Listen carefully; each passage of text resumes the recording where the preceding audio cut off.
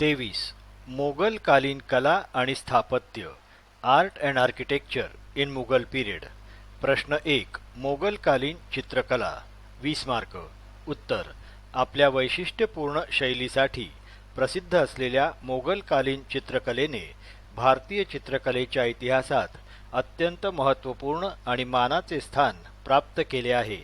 ही शैली विशेषतः अकबर आणि जहांगीरच्या काळात अधिक ऊर्जितावस्थेत होती. मोगल चित्रकला हे फारसी आणि भारतीय चित्रकलेचे मनोज्ञ मिश्रण आहे. मोगल शासक बाबर आणि हुमायूं यांनी फारसमधील फारसी चित्रकला भारतात आणण्याचा प्रयत्न केला. पुढे अकबर बादशहाने अनेक चित्रकारांना आपल्या दरबारात आश्रय देऊन प्रोत्साहित केले. अकबराच्या अगोदरच्या काळात हुमायूं फारसला गेला. त्याने हिरातचे प्रसिद्ध चित्रकार बिहाजाद यांचा शिष्य ख्वाजा अब्दुल समद आणि मीर सय्यद अली यांना भारतात येण्याचे निमंत्रण दिले. हुमायूं आणि अकबराने ख्वाजा समदकडून स्वतः चित्रकलेचे धडे घेतले. इतके ते चित्रकलेवर खुश होते. अकबर जेव्हा बादशहा बनला तेव्हा त्याने चीन आणि फारसमधून अनेक कलाकारांना आपल्या दरबारात बोलावले. अनेक भारतीयांना चित्रकला शिकण्यासाठी सोयी उपलब्ध करून दिल्या. आर्थिक प्रोत्साहनही दिले. त्याने अब्दुल समदच्या नेतृत्वाखाली चित्रकलेचा एक वेगळा विभागच उघडला. त्यामुळे चित्रकलेला उत्तम दिवस आले. अकबराच्या दरबारात सुमारे 100 उत्तम चित्रकार होते. त्यापैकी 17 जणांना विशेष दर्जा देण्यात आला होता. त्यात अब्दुल समद, फर्रुख बेग, जमशेद हे भारतीय चित्रकार होते, तर हिंदू चित्रकारांमध्ये दसवंत, बसावन, सावलदास, ताराचंद, लाल, जगन्नाथ, मुकुंद, हरिवंश आदींचा समावेश होता. अकबराच्या काळात मूळ फारसी चित्रकलेत भारतीय शैलीचा सुंदर मिलाफ झाला. पुढे पुढे भारतीय शैलीचा पगडा अधिक बसला आणि हळूहळू फारसी प्रभाव कमी होत गेला. म्हणूनच अकबराने राष्ट्रीय चित्रकला शैली निर्माण केली असे म्हटले जाते. पुढे जहांगीरही चित्रकलेचा भोक्ता होता. त्याच्या काळात मोगल चित्रकला उन्नतीच्या शिखरावर जाऊन पोहोचली. त्याने आपल्या शाही बगीचात चित्रकलेचे स्वतंत्र दालन उघडले होते. यावरून विविध दरबारांमध्येही अशी दालने असावीत असा इतिहास संशोधकांचा कयास आहे. जहांगीर हा चित्रकलेचा उत्तम पारखीही होता. तुजुक ए जहांगीरी या त्याच्या आत्मचरित्रात त्याने उल्लेख केल्यानुसार एखाद्या चित्रकाराने चेहरा आणि इतर अवयव काढले आणि दुसऱ्याने डोळे आणि भुवया रेखाटल्या तर आपण डोळे कोणी चितारले आणि इतर अवयव कोणी रेखाटले हे अचूक ओळखू शकतो. कुठल्याही जिवंत अथवा मृत कलाकाराच्या चित्राकृती आपल्यासमोर ठेवल्या तर आपण त्या कोणी रेखाटलेल्या आहेत हे अचूक ओळखून दाखवू. जहांगीराच्या या विधानात अतिशयोक्ती असली तरी त्याला चित्रकलेत असलेली रुची दिसून येते. जहांगीरच्या दरबारात त्या काळातले अनेक आघाडीचे कलाकार होते. त्याने अबुल हसनला नादिर उल जामात आणि मनसूरला नादिर उल असर या पुरस्कारांनी सन्मानित केले होते.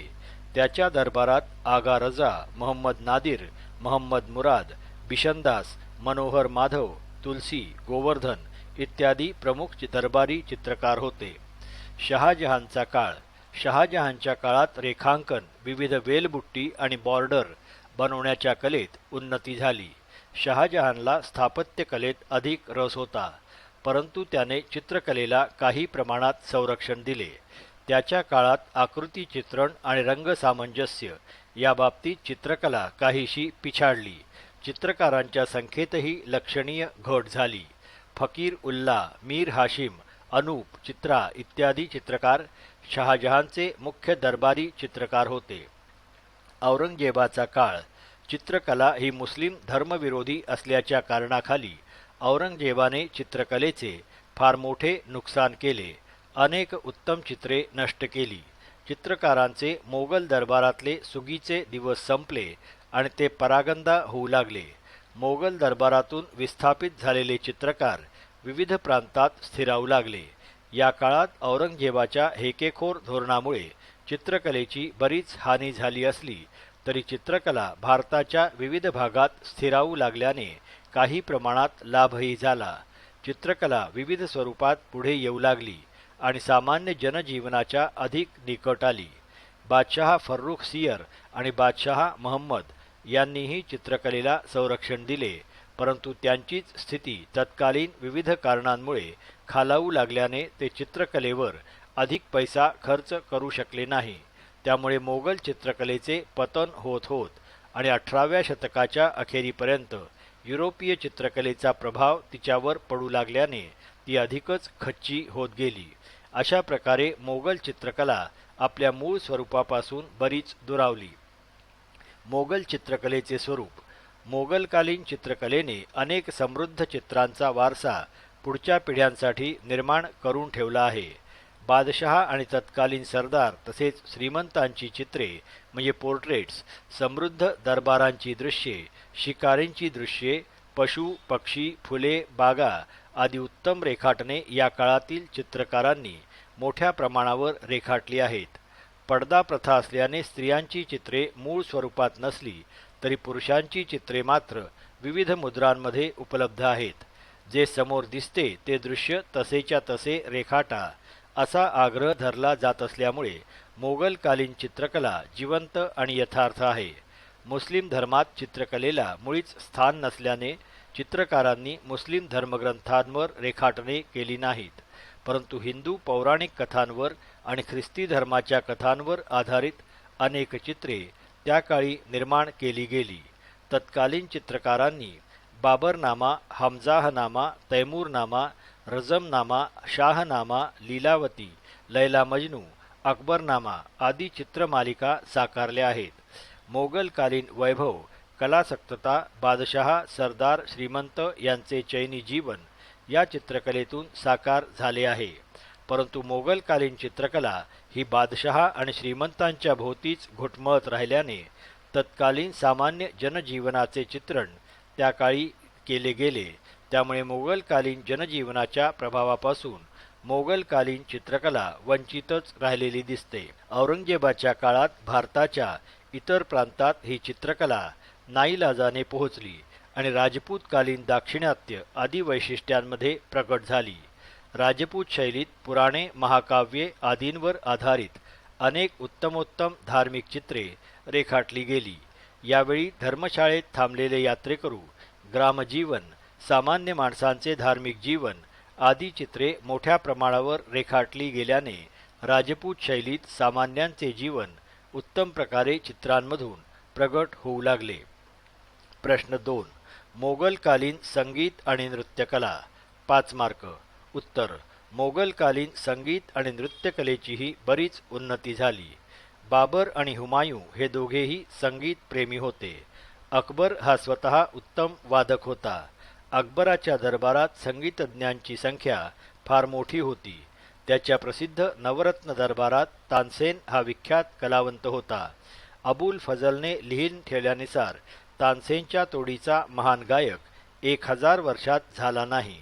त्याने राजा मानसिंहाने स्थापन केलेल्या ग्वाल्हेर संगीत विद्यालयात शिक्षण घेतल्याचा उल्लेख आहे.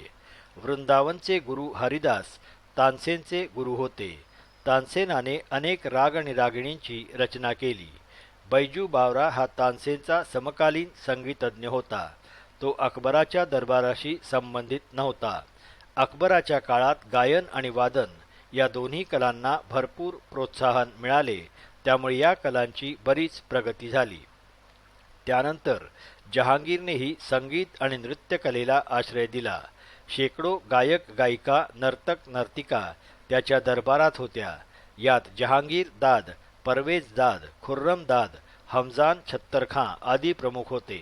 शहाजहाननेही संगीत नृत्य या दोन्ही कलांना राजाश्रय दिला. तो स्वतः एक उत्तम गायक होता.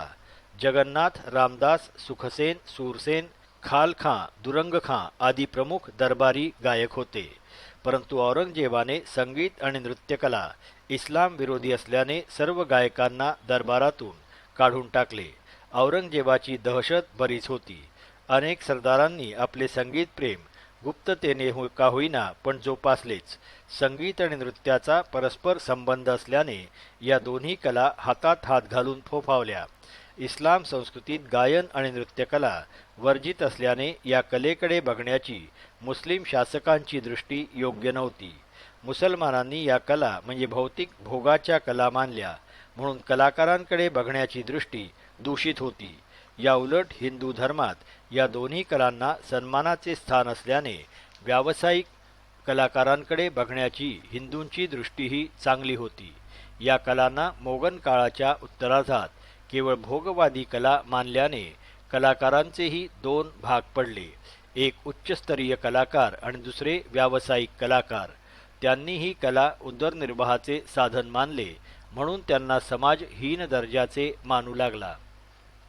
मोगलकालीन इतर कला. मोगल काळात सुलेखनावरही भर दिला गेला. चांगल्या अक्षरात आणि टिकाऊ पद्धतीने लिहून ठेवण्याला महत्त्व प्राप्त झाले. सुरेख अक्षर, पुस्तकांची सजावट, त्यावरील रेखाटने आणि सुबक चित्रे आदी कला या काळात ऊर्जितावस्थेत आल्या. मूर्तिकलेला जहांगीर शहाजहान यांनी सहाय्य केले, पण ही कला विशेष फोफावू शकली नाही. हस्तिदंती मूर्तींनाच या काळात जास्त किंमत प्राप्त झाली.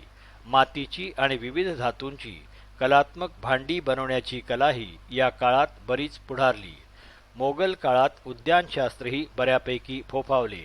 उत्तम बागा त्या काळात निर्माण करण्यात आल्या. बाबरने आग्र्यात नूरे अफसान नावाची बाग बनवली. ती आता रामबाग म्हणून प्रसिद्ध आहे. अकबर आणि जहांगीरनेही सुंदर बागा बनवल्या. काश्मीरची शालिमार बाग जहांगीरनेच बनवली आहे. ताजमहाल आणि त्याभोवतीचे सुंदर उद्यान शहाजहानने बनवले. याशिवाय इतरही अनेक सुंदर बागांची निर्मिती त्याने केली. औरंगजेबाने इतर कलांप्रमाणेच या कलेकडेही तिरस्काराने बघितले, परंतु त्याच्या काळात इतर सरदारांनी आणि श्रीमंतांनी लहान मोठे बगीचे निर्माण केले. मोगल बादशहांच्या काळात ते जोपर्यंत शक्तिशाली आणि ऐश्वर्यवान होते तोवर त्यांनी अनेक कलांना ऊर्जितावस्थेत आणले याची इतिहासाने सन्मानाने नोंद घेतली आहे. प्रश्न 3. मोगलकालीन स्थापत्य या विषयावर लिहा. April 2003 5 mark. किंवा मोगलकालीन कला व स्थापत्य यावर निबंध लिहा. October 2004 20 mark. उत्तर: अकबरकालीन स्थापत्यशास्त्राचे उत्कृष्ट नमुने म्हणून पुढील इमारतींचा आवर्जून उल्लेख करावा लागतो. हुमायूनचा मकबरा, आग्र्याचा लाल किल्ला, जहांगीरी महाल, अकबरी महाल, फतेपूर सिक्री येथील इमारती, दिवाणे आम, दिवाणे खास, कोषागार, चिकित्सालय, पंचमहल, जोधाबाईचा महल, मरियम कोठी, बिरबलची कोठी, हाथी पोल, जामा मस्जिद या इमारती अकबरकालीन मोगल स्थापत्यकलेचे अप्रतिम नमुने मानले जातात. अकबराच्या काळात मुस्लिम आणि हिंदू स्थापत्यशास्त्राच्या समन्वयातून एका नव्या स्थापत्यकलेचा किंवा शैलीचा उदय झाला असे बरेच विद्वान मानतात. मथुरा, तंजावर, भुवनेश्वर, बौद्धगया येथील हिंदूंच्या स्थापत्यकलेत सजीवता, पौरुषता आणि विराटता यांचे दर्शन होते, तर फत्तेपूर सिक्री, आग्रा, दिल्ली येथील इमारतींमध्ये इराणी स्थापत्यकलेतील लालित्य आणि नाजूकता यांची छाप स्पष्टपणे जाणवते. मुद्दे: 1. जहांगीरकालीन प्रसिद्ध इमारती, 2. जहांगीरकालीन इतर इमारती आणि 3. शहाजहानकालीन मोगल स्थापत्यकलेची वैशिष्ट्ये. 1. जहांगीरकालीन प्रसिद्ध इमारती. जहांगीरला जरी स्थापत्यकलेत आणि मोठ्या इमारती बांधण्यात विशेष उत्साह नव्हता, तरी अकबराच्या काळापासून भारतात स्थापत्यकलेत जे एक नवीन युग सुरू झाले होते त्याचा स्वाभाविक परिणाम म्हणून जहांगीरच्या काळातही काही उत्कृष्ट इमारती बांधण्यात आल्यात. त्यात आग्र्यापासून 10 किलोमीटर अंतरावर सिकंदराबाद या ठिकाणी अकबराचा मकबरा बांधण्यात आला. हा मकबरा 4 मजली आहे. पहिले 3 मजले लाल दगडांनी बांधले आहेत. चौथा मजला बांधताना पांढरा संगमरवरी दगड वापरला आहे. या मकबऱ्याची उंची 100 फूट आहे आणि चारी बाजूला 1 मैलाच्या परिसरात रमणीय उद्यान आहे. दक्षिणेकडील मुख्य प्रवेशद्वारावर 24 फूट उंच भिंत आहे. अकबराच्या मुख्य कबरीवर 2 काव्यपंक्ती कोरण्यात आल्या, त्यात त्याच्या न्यायप्रियतेची तारीफ करण्यात आली आहे. 2. जहांगीरकालीन इतर इमारती. याखेरीज जहांगीरच्या शासनकाळातच एतमाद उद्दौला याचा मकबरा आग्रा येथे यमुना नदीच्या किनाऱ्यावर बांधण्यात आला. हा एतमाद उद्दौला नूरजहांचा बाप होता. 1625 मध्ये हा मकबरा बांधून पूर्ण झाला. अब्दुर रहीम खाना याचा मकबरा आणि जहांगीरचा मकबरा देखील जहांगीरकालीन मोगल स्थापत्यकलेचे अप्रतिम नमुने मानले जातात. त्याने आग्रा येथे लाल किल्ला यात अनेक इमारती बांधल्या. त्या आजही पाहण्यासारख्या आहेत. दिवाणे आम यातील मयूर सिंहासन विशेष प्रसिद्ध होते. ही इमारत 1628 मध्ये बांधण्यात आली. या इमारतीत 40 खांब आहेत. 201 गुणिले 67 फूट इतकी याची लांबी रुंदी आहे. याच्याच आजूबाजूला अनेक जाळीदार छोट्या छोट्या खोल्या आहेत. दरबार सुरू असताना शाही बेगमा या जाळीदार खोल्यात बसून दरबाराचे कामकाज पाहत असत. आग्र्याच्या किल्ल्यातच शहाजहानच्या काळात मच्छी भवन, दिवाणे खास, शीश महल, खास महल, अंगुरी बाग, झरोखा दर्शन किंवा मुसम्मन बुर्ज, मोती मशीद, शाही मशीद इत्यादी भव्य वास्तू उभारण्यात आल्या होत्या. या सर्व इमारती पांढऱ्या संगमरवरी दगडांनी बांधण्यात आल्या आहेत. शहाजहानच्या काळात त्याने दिल्लीजवळ शहाजहानाबाद नावाचे नवीन नगर वसवले. याच नगरात त्याने लाल किल्ला बांधला. आग्रा येथील लाल किल्ल्याशी दिल्लीचा लाल किल्ला बऱ्याच प्रमाणात मिळता जुळता आहे. या ठिकाणी देखील शहाजहानने दिवाणे खास, दिवाणे आम, रंगमहल, जामा मशीद या इमारती बांधल्या. 3. शहाजहानकालीन मोगल स्थापत्यकलेची वैशिष्ट्ये. 1. शहाजहानच्या काळात बांधण्यात आलेल्या सर्व इमारतींमध्ये पांढरा शुभ्र संगमरवरी दगड वापरण्यात आला आहे. 2. त्याच्या काळात इमारतीवर हिरे माणके जडवली जात. 3. सोनेरी रंगाचा वापर, सूक्ष्म नक्षीकाम त्या काळात बांधलेल्या इमारतींवर केले जात असे. शमशेर बहादूर सिंग यांनी शहाजहानकालीन इमारतींच्या वैशिष्ट्यांचा विचार करताना पुढील अभिप्राय नोंदविला आहे. शाहजहानी भवनों में देशी विदेशी शैलियों का सामंजस्य था. कटावदार मेहराब, छरहरे खंबे, बल्बनुमा गुंबद, फव्वारों का आयोजन आदि इस शैली की विशेषताएं थी. शाहजहानी भवनाचे अलंकरण मौल्यवान रंगीबेरंगी दगडांनी सुंदर नक्षीकारी यांनी केले जात असे. शहाजहानच्या काळात स्थापत्यशास्त्रात संगमरवरी युग सुरू झाले. त्याबद्दल पर्सी ब्राऊन लिहितो, ज्याप्रमाणे ऑगस्टस या राजाने रोम शहरातील विटांनी बांधलेल्या इमारती संगमरवरी दगडांनी पुन्हा बांधल्या, तसाच प्रकार शहाजहानच्या काळात भारतातही झाला. शहाजहानची कारकीर्द सुरू झाली त्यावेळी मोगल साम्राज्यातील बहुतेक सर्व शहरात लाल दगडांनी बांधलेल्या इमारती होत्या. मात्र शहाजहानच्या काळात बहुतेक सर्व इमारती संगमरवरी दगडात बांधून काढण्यात आल्या. हा दगड त्या काळात राजस्थानातील मकराना पहाडात उपलब्ध होत असे. प्रश्न 4. मोगलकालीन भारतातील चित्रकला या विषयावर टीप लिहा. 5 मार्क. उत्तर. मुद्दे. 1. बाबर आणि हुमायून यांचे चित्रकला प्रेम. 2. अकबराच्या काळातील चित्रकलेचा विकास.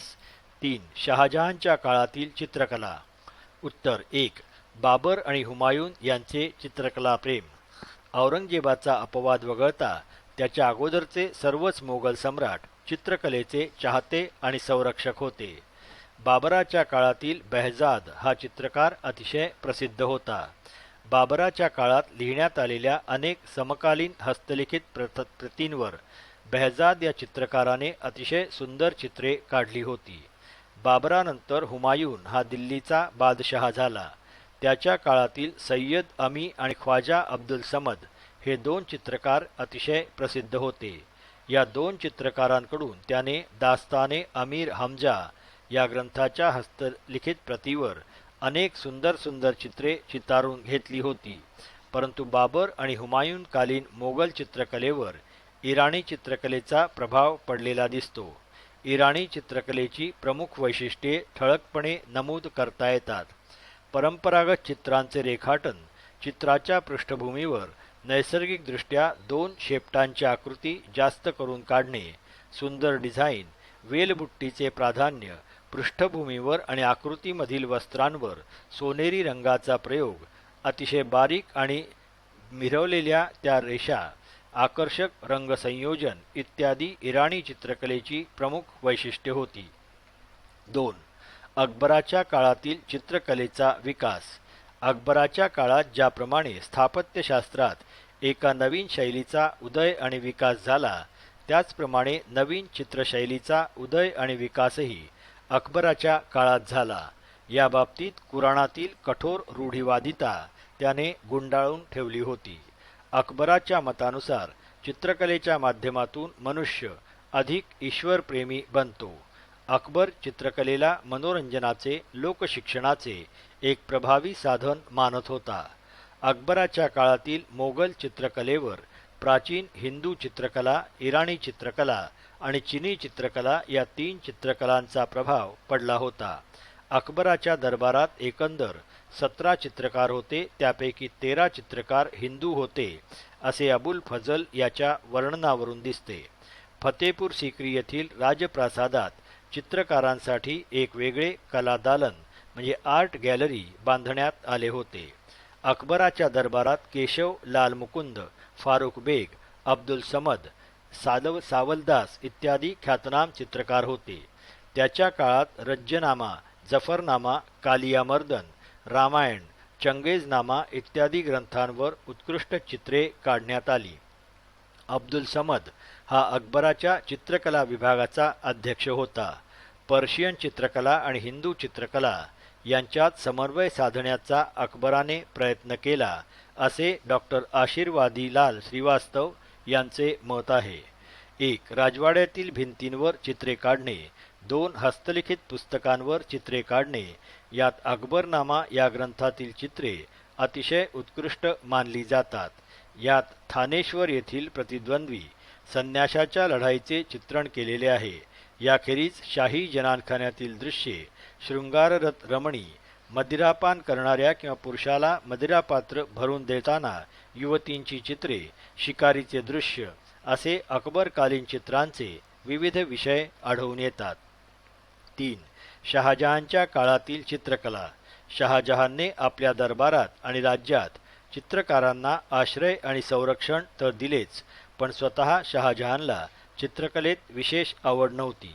त्यामुळे चित्रकलेच्या विकासात एक प्रकारचा अडथळा मात्र निर्माण झाला. सम्राटाने नेमलेल्या चित्रकारांची संख्याही कमी झाल्याचे आढळते. गैरोला या विद्वानाने तर स्पष्टच लिहिले आहे, जहांगीरच्या नंतर शहाजहानच्या काळात मोगल चित्रकलेत बरेचसे नकारात्मक परिवर्तन आले. त्या काळातील चित्रांमध्ये आंतरिक सौंदर्याचा किंवा स्वाभाविकपणे मानवी जीवनातील किंवा नैसर्गिक दृश्यांमधील मूलभूत दर्शनाचा अभाव आढळतो. त्यात रंगाचा भपकेवासपणा, स्त्री सौंदर्याचा प्रसन्न आणि शांत रूपाच्या दर्शनाऐवजी मादकता आणि उत्तेजकता अधिक आढळते. मात्र शहाजहानकालीन चित्रांमधील रेखाटन आणि रंगसंयोजन अप्रतिम होते, असे रामधारी सिंह दिनकर म्हणतात. अशा चित्रांपैकी कंदाहारचा सुभेदार अली मर्दान खां याचे एक मोहिमेचे चित्र, स्वतः शहाजहान बादशाह आपल्या दालन सरोवरात जलविहार करीत असतानाचे चित्र विशेष प्रसिद्ध समजले जाते. औरंगजेब हा अतिशय संकुचित, रुक्ष आणि कट्टर इस्लामवादी होता. त्याने त्याच्या शासनकाळात चित्रकार, कलावंत, गायक यांना मोगल दरबारातून हाकलून दिले. त्यामुळे मोगलकालीन चित्रकलेचा विकास शहाजहानच्या काळानंतर पूर्णपणे खुंटला असे समजले जाते. प्रश्न 5. मोगलकालीन संगीत कलेच्या विकासाचा वृत्तांत वर्णन करा. 5 मार्क. उत्तर. मुद्दे. 1. संगीत प्रेमी बाबर. 2. अकबराच्या काळातील हिंदुस्थानी संगीत. 3. जहांगीर आणि संगीत कला. 4. शहाजहानच्या काळातील संगीत कलेचा विकास. 5. उत्तर मोगल काळातील संगीत. 6. वाजिद अली शाहचे योगदान. आणि 7. मोगलकालीन संगीत आणि धार्मिक संत. 1. संगीत प्रेमी बाबर. चित्रकलेप्रमाणेच संगीत कलेच्या बाबतीत मोगलकालीन सम्राट अतिशय शौकीन होते. बाबराने आपले आत्मचरित्र बाबरनामा मध्ये अनेक संगीत सभांचा आणि हिरात येथील प्रसिद्ध गायकांचा उल्लेख केला आहे. तो स्वतः गाण्याच्या किंवा गझलाच्या ओळी गुणगुणून आपला शारीरिक आणि मानसिक थकवा घालवीत असे आणि पुन्हा ताजा तवाना होत असे. हुमायूनच्या काळात देखील अहले मुराद नावाच्या गायकाची एक चमू मोगल दरबारात होती असे दिसते. सूरवंशातील इस्लामशाह आणि आदिलशाह हे शासक संगीतप्रेमी आणि गायकांचे चाहते होते. आदिलशहाने भगत नावाच्या एका गायकाच्या गायनावर खुश होऊन त्याला 10,000ची जहागिरी दिली होती. 2. अकबराच्या काळातील हिंदुस्थानी संगीत. अकबर हा सर्वस्पर्शी प्रतिभेचा राज्यकर्ता होता. मोगल दरबार सर्व प्रकारच्या विद्याकलांनी परिपूर्ण असावा असे त्याला मनापासून वाटत होते. सुदैवाने त्याचा शासनकाळही अतिशय प्रदीर्घ होता. त्यामुळे त्याला सर्वच विद्या आणि विविध कलांच्या विकासाला उत्तेजन देता आले. त्याच्याच काळात मोगलकालीन संगीत कलेचा विकास खऱ्या अर्थाने झाला. संगीत सम्राट तानसेन आणि बैजू बावरा हे तर अकबराच्या काळातील प्रसिद्ध गायक होतेच, परंतु त्याखेरीज अनेक संगीत तज्ज्ञ अकबराच्या दरबारात होते. त्यापैकी प्रमुख संगीत तज्ज्ञांची नावे पुढीलप्रमाणे सांगता येतात. अब्दुल फजल, अब्दुल रहीम खान खाना, हरिदास, सुभान खान, पुंडरीक विठ्ठल कर्नाटकी हे गायक प्रमुख होते. हिंदुस्थानी संगीताचा उद्गम आणि विकास अकबराच्या काळातच प्रामुख्याने झाला. ठुमरी, गझल, कव्वाली इत्यादी संगीत प्रकारांचा उदय याच काळात झाला. प्राचीन भारतातील संगीतशास्त्रावरील संस्कृत भाषेतील ग्रंथाचा फारसीमध्ये अनुवादही अकबराच्याच काळात करण्यात आला. आदिलशहाचा संगीतावरील नौरस नावाचा ग्रंथही याच काळात अकबराच्या प्रोत्साहनाने लेखबद्ध झाला. 3. जहांगीर आणि संगीत कला. मोगलकालीन संगीत कलेचा विकास जहांगीरच्या काळातही सतत होत राहिला. त्याच्या दरबारात 100 गायक गायिका होत्या.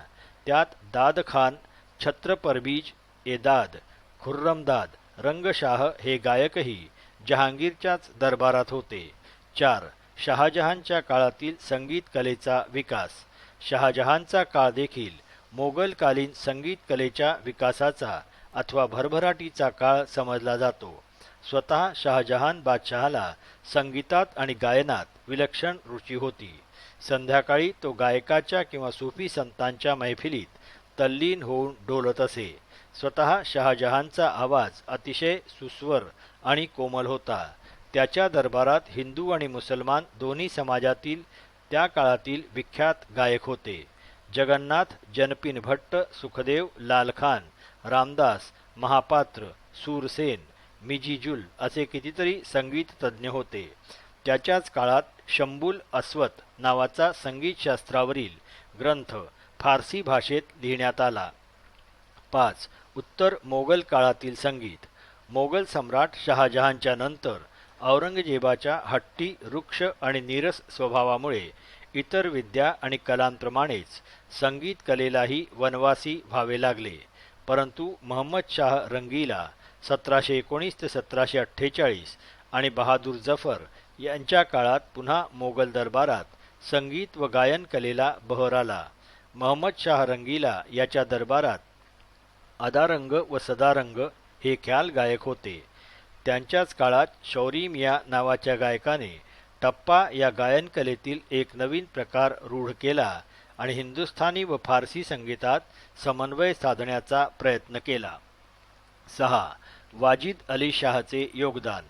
परवर्ती मोगल काळात म्हणजे लॅटर मुघल पिरियड राजधानी दिल्लीतून अनेक संगीत तज्ज्ञ आपल्या शागिर्दांसह बाहेर पडू लागले. त्यांना जयपूर, लखनौ, ग्वाल्हेर येथील शासकांनी उदार आश्रय दिला आणि संगीत कला जिवंत ठेवली. लखनौचा नवाब वाजिद अली शाह स्वतः उच्च कोटीचा संगीत मर्मज्ञ होता.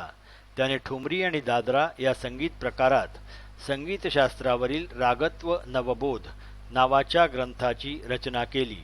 हा ग्रंथ संगीतशास्त्रावर उत्तर भारतात लिहिला गेलेला मध्यकाळातील अंतिम व प्रमाणभूत ग्रंथ समजला जातो. 7. मोगलकालीन संगीत आणि धार्मिक संत. मोगल काळातच दक्षिण भारतातील विविध मुसलमान शासकांच्या आश्रयाने संगीत कला चांगलीच नावारूपास आली होती. गोवलकोंडा येथील राज्यात 20,000 संगीत तज्ज्ञ होते. त्याखेरीज अनेक धार्मिक संतपुरुषांनी भजन कीर्तनाद्वारे संगीताला धार्मिक व सांस्कृतिक उद्बोधनाचे प्रभावी माध्यम बनवले. प्रश्न 6. मोगलकालीन नृत्यकलेबद्दल माहिती लिहा. 5 मार्क. उत्तर 1. संगीत कलेप्रमाणेच इस्लाममध्ये नृत्यकलेला देखील मज्जाव आहे, परंतु इस्लाममधील सूफी संतच ईश्वराशी तादात्म्य स्थापित करण्याच्या प्रयत्नात एका विशिष्ट तंद्रीत काही विशिष्ट प्रकारचे अंगविक्षेप करून आपल्या भावावेशाचे प्रदर्शन करू लागले. हिंदू समाजात तर अतिशय प्राचीन नृत्यकला मानवाच्या निर्मळ आणि पवित्र मनातील आंतरिक सौंदर्य भावनांचे प्रगटीकरण करण्याचे अतिशय प्रभावी माध्यम मानले गेले आहे. नारद हे हिंदू नृत्यकलेचे आद्य प्रवर्तक मानले जातात, तर भगवान शंकराचे प्रलयंकारी तांडव नृत्य प्रसिद्ध आहे. मध्य काळात आणि विशेषतः मोगल सम्राटांनी चित्रकला, संगीतकला याप्रमाणेच नृत्यकलेलाही उत्तेजन दिले. 2. हुमायूनच्या हुमायूनामा नामक चरित्रात ज्या अहले मुराद गायकाचा उल्लेख आहे, त्यात अनेक नर्तक आणि नर्तकी देखील होत्या. हुमायूनामा या ग्रंथाची लेखिका गुलबदन बानो बेगम ही हुमायूनची बहीण होती, त्यामुळे त्यातील उल्लेखाला विशेष महत्त्व आहे. अकबराच्या काळात दरबारात तसेच सरदार आणि मांडलिक राजांच्या दरबारातही नृत्य करणाऱ्या स्त्रियांची अनेक चित्रे आढळतात, परंतु नृत्यकलेचा मुक्त विकास मोगल काळात फारच कमी प्रमाणात झाला आणि पुरुष नर्तकांचा तर वर्गच नष्ट झाला. मुस्लिम शासकांच्या जनानखान्यातील स्त्रियांना गायनाबरोबरच नृत्यकलेची देखील आवड होती, त्यामुळे नृत्यकला थोड्याफार प्रमाणात तग धरून राहिली. बहादूरशाह जफर याची एक बेगम उत्तम नर्तकी होती, मात्र सर्वसाधारणपणे नर्तकी किंवा कलावंतीण यांच्याकडे समाज तुच्छतेच्या आणि उपेक्षेच्या दृष्टीनेच पाहत होता. प्रश्न 7. टिपण लिहा. फत्तेपूर सिक्रीमधील भव्य व सुंदर वास्तू. 5 मार्क. उत्तर. अकबराच्याच काळात आग्र्याजवळ फत्तेपूर सिक्री नावाचे एक उपनगर बसवण्यात आले. अकबराने या शहराची निर्मिती शेख सलीम चिश्ती या सूफी संताच्या स्मृतिप्रित्यर्थ केली होती. हा सूफी संत अकबराचा आध्यात्मिक मार्गदर्शक होता आणि त्याच्याच कृपाप्रसादामुळे त्याची राणी जोधाबाई हिला पुत्ररत्न झाले अशी अकबराची नितांत श्रद्धा होती. फत्तेपूर सिक्री हे आजही आग्र्याच्या जवळील मोगलकालीन प्रेक्षणीय शहर मानले जाते. या शहरातील जोधाबाईचा महाल, बिरबलाचा महाल, जामा मशीद, इबादतखाना या इमारती अतिशय सुंदर आणि भव्य आहेत. इबादतखान्यात देशातील सर्व धर्माच्या विद्वानांची संमेलने होत आणि अशा धार्मिक चर्चा संवादामध्ये स्वतः शहनशाह अकबर आस्थेने सहभागी होत असे. 1572 गुजरात प्रांत मोगलांच्या पूर्णपणे ताब्यात आला. या महाविजयाच्या स्मरणार्थ अकबराने फतेपूर सिक्री येथे एक बुलंद दरवाजा बांधला. या दरवाजाची उंची 176 फूट आहे. प्रश्न 8. टीप लिहा. ताजमहाल. ऑक्टोबर 2003. 5 मार्क. उत्तर. शहाजहानने आग्र्याचा लाल किल्ला, दिवाणे आम आणि दिवाणे खास हे दरबार बांधले.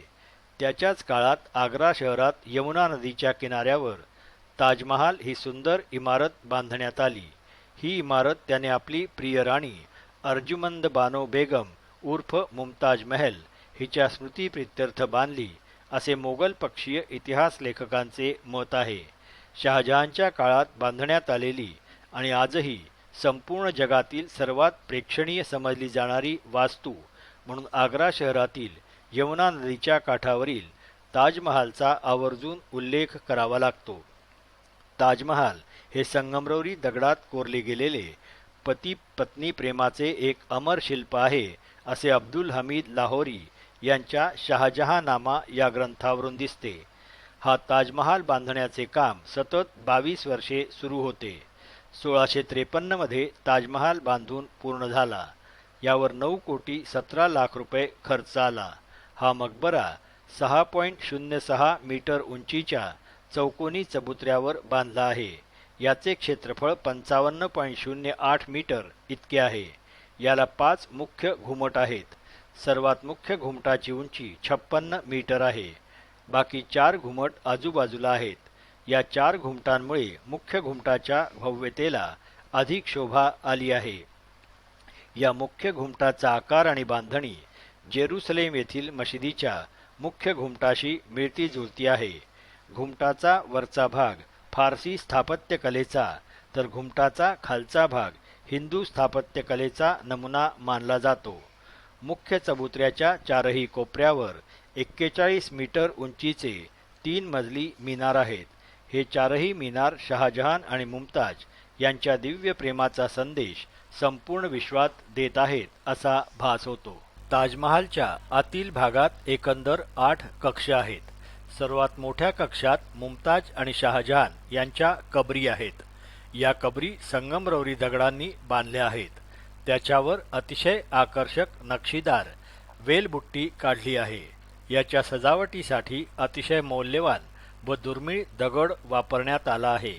दोन्ही कबरीच्या चारही बाजूला अतिशय बारीक जाळीदार पडदा असून हा संगमरवरी दगडांनी बनलेला आहे.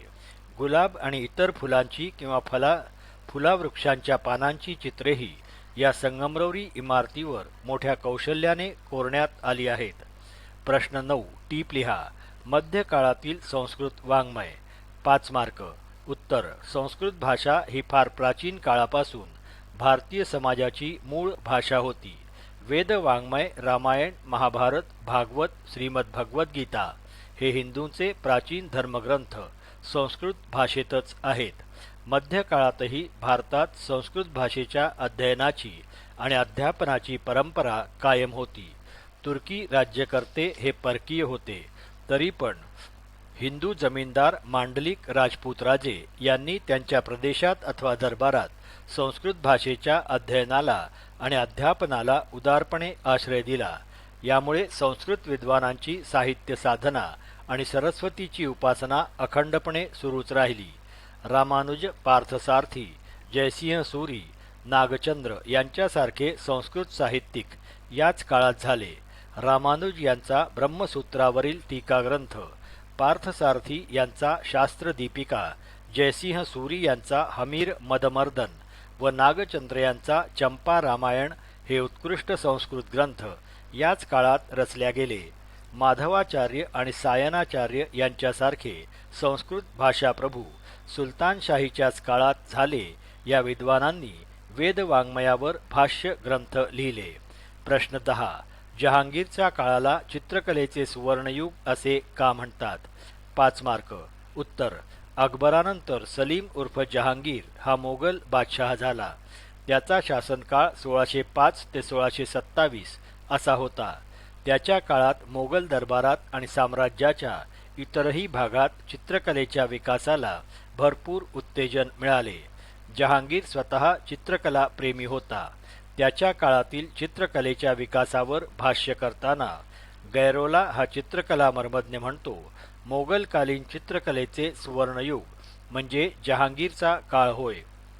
या काळातील चित्रांमध्ये साधू, संत, धार्मिक सत्पुरुष, सूफी संत, फकीर यांची चित्रे प्रामुख्याने काढली जात.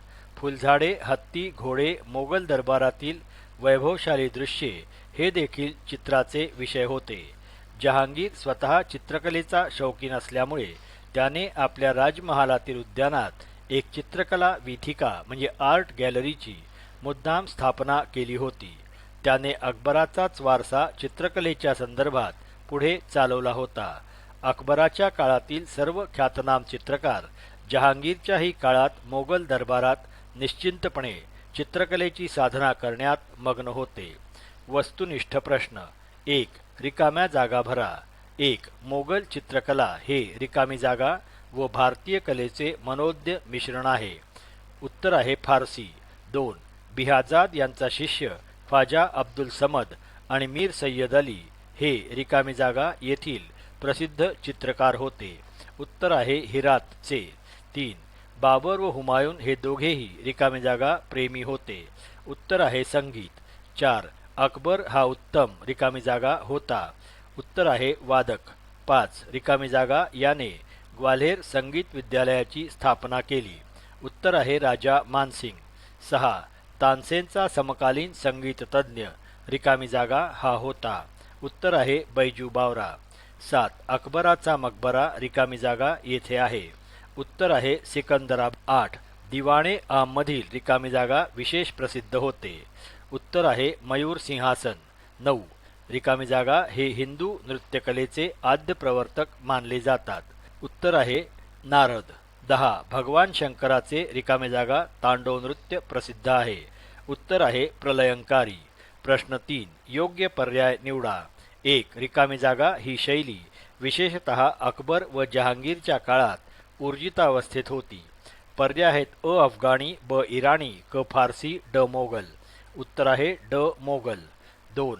अब्दुल समदच्या नेतृत्वाखाली चित्रकलेचा वेगळा विभाग रिकामी जागा याने उघडला.